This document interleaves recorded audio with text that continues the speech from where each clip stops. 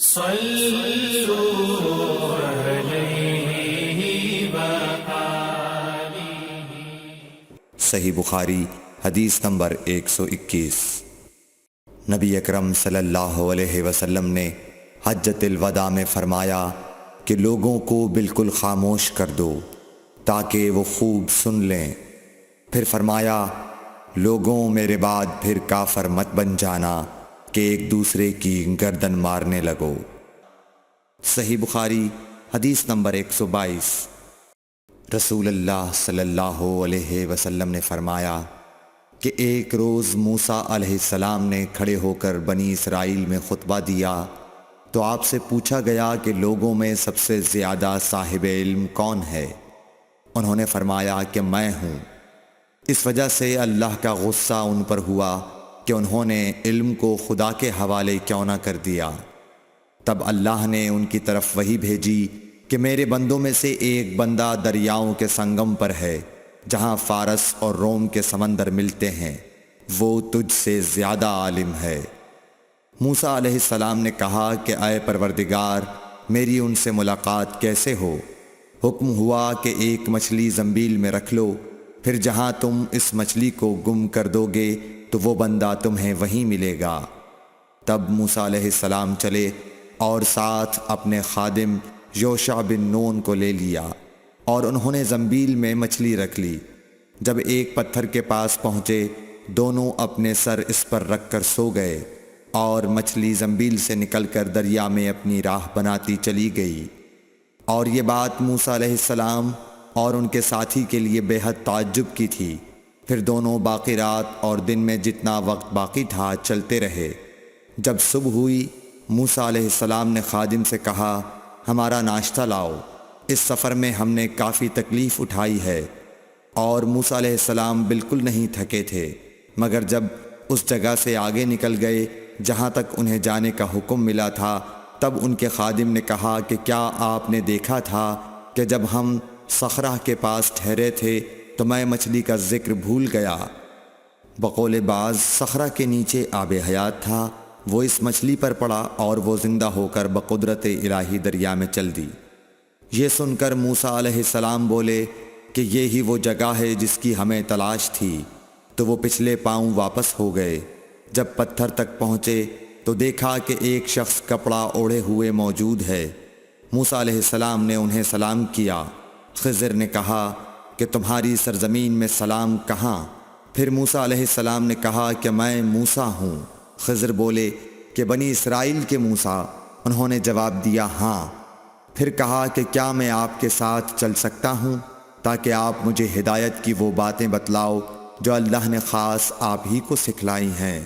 خضر بولے کہ تم میرے ساتھ صبر نہیں کر سکو گے۔ اے موسیٰ، مجھے اللہ نے ایسا علم دیا ہے جسے تم نہیں جانتے، اور تم کو جو علم دیا ہے اسے میں نہیں جانتا۔ اس پر موسیٰ علیہ السلام نے کہا کہ خدا نے چاہا تو آپ مجھے صابر پاؤ گے، اور میں کسی بات میں آپ کی نافرمانی نہیں کروں گا۔ پھر دونوں دریا کے کنارے کنارے پیدل چلے۔ ان کے پاس کوئی کشتی نہ تھی کہ ایک کشتی ان کے سامنے سے گزری تو کشتی والوں سے انہوں نے کہا کہ ہمیں بٹھا لو۔ خضر کو انہوں نے پہچان لیا اور بغیر کرائے کے سوار کر لیا۔ اتنے میں ایک چڑیا آئی اور کشتی کے کنارے پر بیٹھ گئی۔ پھر سمندر میں اس نے ایک یا دو چونچیں ماری۔ اسے دیکھ کر خضر بولے کہ اے موسیٰ، میرے اور تمہارے علم نے اللہ کے علم میں سے اتنا ہی کم کیا ہوگا جتنا اس چڑیا نے سمندر کے پانی سے۔ پھر خضر نے کشتی کے تختوں میں سے ایک تختہ نکال ڈالا۔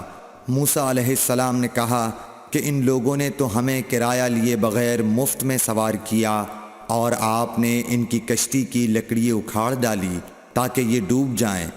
خضر بولے کہ کیا میں نے نہیں کہا تھا کہ تم میرے ساتھ صبر نہیں کر سکو گے؟ اس پر موسیٰ علیہ السلام نے جواب دیا کہ بھول پر میری گرفت نہ کرو۔ موسیٰ علیہ السلام نے بھول کر یہ پہلا اعتراض کیا تھا۔ پھر دونوں چلے۔ کشتی سے اتر کر ایک لڑکا بچوں کے ساتھ کھیل رہا تھا۔ خضر نے اوپر سے اس کا سر پکڑ کر ہاتھ سے اسے الگ کر دیا۔ موسیٰ علیہ السلام بول پڑے، کیا آپ نے ایک بے گناہ بچے کو بغیر کسی جانی حق کے مار ڈالا؟ غضب ہو گیا۔ خضر بولے کہ میں نے تم سے نہیں کہا تھا کہ تم میرے ساتھ صبر نہیں کر سکو گے؟ ابن عیینہ کہتے ہیں کہ اس کلام میں پہلے سے زیادہ تاکید ہے، کیونکہ پہلے کلام میں لفظ لکا نہیں کہا تھا، اس میں لکا زائد کیا، جس سے تاکید ظاہر ہے۔ پھر دونوں چلتے رہے، حتیٰ کہ ایک گاؤں والوں کے پاس آئے، ان سے کھانا لینا چاہا، انہوں نے کھانا کھلانے سے انکار کر دیا۔ انہوں نے وہیں دیکھا کہ ایک دیوار اسی گاؤں میں گرنے کے قریب تھی۔ خضر نے اپنے ہاتھ کے اشارے سے اسے سیدھا کر دیا۔ موسیٰ علیہ السلام بول اٹھے کہ اگر آپ چاہتے تو گاؤں والوں سے اس کام کی مزدوری لے سکتے تھے۔ خضر نے کہا کہ بس اب ہم اور تم میں جدائی کا وقت آ گیا ہے۔ جناب محبوب کبریا رسول اللہ صلی اللہ علیہ وسلم فرماتے ہیں کہ اللہ موسیٰ علیہ السلام پر رحم کرے۔ ہماری تمنا تھی کہ موسیٰ علیہ السلام کچھ دیر اور صبر کرتے تو مزید واقعات ان دونوں کے بیان کیے جاتے اور ہمارے سامنے روشنی میں آتے، مگر حضرت موسیٰ علیہ السلام کی عجلت نے اس علم لدنی کے سلسلے کو جلد ہی منقطع کرا دیا۔ صحیح بخاری حدیث نمبر 123۔ ایک شخص رسول اللہ صلی اللہ علیہ وسلم کی خدمت اقدس میں حاضر ہوا اور اس نے عرض کیا، یا رسول اللہ، اللہ کی راہ میں لڑائی کی کیا صورت ہے؟ کیونکہ ہم میں سے کوئی غصے کی وجہ سے اور کوئی غیرت کی وجہ سے جنگ کرتا ہے۔ تو آپ صلی اللہ علیہ وسلم نے اس کی طرف سر اٹھایا، اور سر اس لیے اٹھایا کہ پوچھنے والا کھڑا ہوا تھا۔ پھر آپ صلی اللہ علیہ وسلم نے فرمایا، جو اللہ کے کلمے کو سر بلند کرنے کے لیے لڑے وہ اللہ کی راہ میں لڑتا ہے۔ صحیح بخاری حدیث نمبر 124۔ رسول اللہ صلی اللہ علیہ وآلہ وسلم سے رمی کے وقت پوچھا جا رہا تھا تو ایک شخص نے عرض کیا، یا رسول اللہ، میں نے رمی سے قبل قربانی کر لی۔ آپ صلی اللہ علیہ وسلم نے فرمایا، اب رمی کر لو، کچھ حرج نہیں ہوا۔ دوسرے نے کہا، یا رسول اللہ، میں نے قربانی سے پہلے سر منڈا لیا۔ آپ صلی اللہ علیہ وسلم نے فرمایا، اب قربانی کر لو، کچھ حرج نہیں۔ اس وقت جس چیز کے بارے میں جو آگے پیچھے ہو گئی تھی آپ سے پوچھا گیا، آپ صلی اللہ علیہ وسلم نے یہی جواب دیا، اب کر لو، کچھ حرج نہیں۔ صحیح بخاری حدیث نمبر 125۔ حضرت عبداللہ بن مسعود رضی اللہ تعالی عنہ کہتے ہیں کہ ایک مرتبہ میں رسول کریم صلی اللہ علیہ وسلم کے ساتھ مدینے کے کھنڈرات میں چل رہا تھا اور آپ کھجور کی چھڑی پر سہارا دے کر چل رہے تھے، تو کچھ یہودیوں کا ادھر سے گزر ہوا۔ ان میں سے ایک نے دوسرے سے کہا کہ آپ سے روح کے بارے میں کچھ پوچھو۔ ان میں سے کسی نے کہا، مت پوچھو، ایسا نہ ہو کہ وہ کوئی ایسی بات کہہ دیں جو تمہیں ناگوار ہو۔ مگر ان میں سے بعض نے کہا کہ ہم ضرور پوچھیں گے۔ پھر ایک شخص نے کھڑے ہو کر کہا، اے ابو القاسم، روح کیا چیز ہے؟ آپ نے خاموشی اختیار فرمائی۔ میں نے دل میں کہا کہ آپ پر وحی آ رہی ہے، اس لیے میں کھڑا ہو گیا۔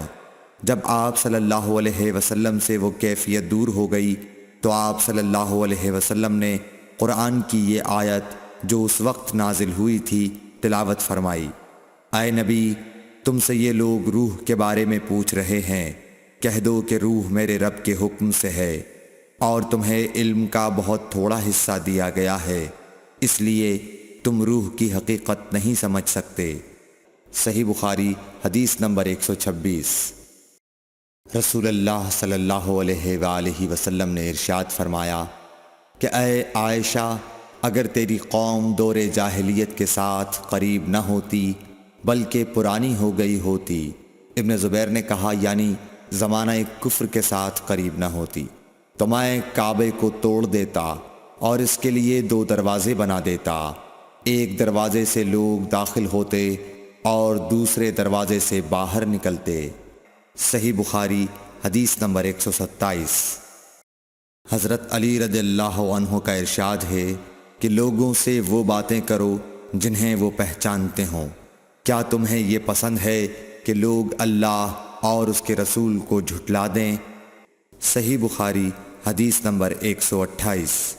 ایک مرتبہ حضرت معاذ بن جبل رسول اللہ صلی اللہ علیہ وسلم کے پیچھے سواری پر سوار تھے۔ آپ نے فرمایا، اے معاذ، میں نے عرض کیا حاضر ہوں یا رسول اللہ۔ آپ صلی اللہ علیہ وسلم نے دوبارہ فرمایا، اے معاذ، میں نے عرض کیا حاضر ہوں اے اللہ کے رسول۔ آپ صلی اللہ علیہ وسلم نے سے بارہ فرمایا، اے معاذ، میں نے عرض کیا حاضر ہوں اے اللہ کے رسول۔ 3 بار ایسا ہوا۔ اس کے بعد آپ صلی اللہ علیہ وسلم نے فرمایا کہ جو شخص سچے دل سے اس بات کی گواہی دے کہ اللہ کے سوا کوئی معبود نہیں ہے اور محمد صلی اللہ علیہ وسلم اللہ کے سچے رسول ہیں، اللہ تعالیٰ اس کو دوزخ کی آگ پر حرام کر دیتا ہے۔ میں نے کہا، یا رسول اللہ، کیا اس بات سے لوگوں کو باخبر نہ کر دوں تاکہ وہ خوش ہو جائیں؟ آپ صلی اللہ علیہ وسلم نے فرمایا، اگر تم یہ خبر سناؤ گے تو لوگ اس پر بھروسہ کر بیٹھیں گے اور عمل چھوڑ دیں گے۔ صحیح بخاری حدیث نمبر 129۔ رسول کریم صلی اللہ علیہ وسلم نے ایک روز معاذ رضی اللہ عنہ سے فرمایا کہ جو شخص اللہ سے اس کیفیت کے ساتھ ملاقات کرے کہ اس نے اللہ کے ساتھ کسی کو شریک نہ کیا ہو، وہ یقیناً جنت میں داخل ہوگا۔ معاذ بولے، یا رسول اللہ، کیا میں اس بات کی لوگوں کو بشارت نہ سنا دوں؟ آپ صلی اللہ علیہ وسلم نے فرمایا، نہیں، مجھے خوف ہے کہ لوگ اس پر بھروسہ کر بیٹھیں گے۔ صحیح بخاری حدیث نمبر 130۔ ام سلیم نامی ایک عورت رسول کریم صلی اللہ علیہ وسلم کی خدمت اقدس میں حاضر ہوئیں اور عرض کیا کہ یا رسول اللہ، اللہ تعالی حق بات بیان کرنے سے نہیں شرماتا، اس لیے میں پوچھتی ہوں کہ کیا احتلام سے عورت پر بھی غسل ضروری ہے؟ آپ صلی اللہ علیہ وسلم نے فرمایا کہ ہاں، جب عورت پانی دیکھ لے، یعنی کپڑے وغیرہ پر منی کا اثر معلوم ہو۔ تو یہ سن کر حضرت ام سلمہ رضی اللہ عنہا نے شرم کی وجہ سے اپنا چہرہ چھپا لیا اور کہا، یا رسول اللہ، کیا عورت کو بھی احتلام ہوتا ہے؟ آپ نے فرمایا، ہاں، تیرے ہاتھ خاک آلود ہوں، پھر کیوں اس کا بچہ اس کی صورت کے مشابہ ہوتا ہے؟ یعنی یہی اس کے احتلام کا ثبوت ہے۔ Thanks for watching. Don't forget to like, comment, share and subscribe to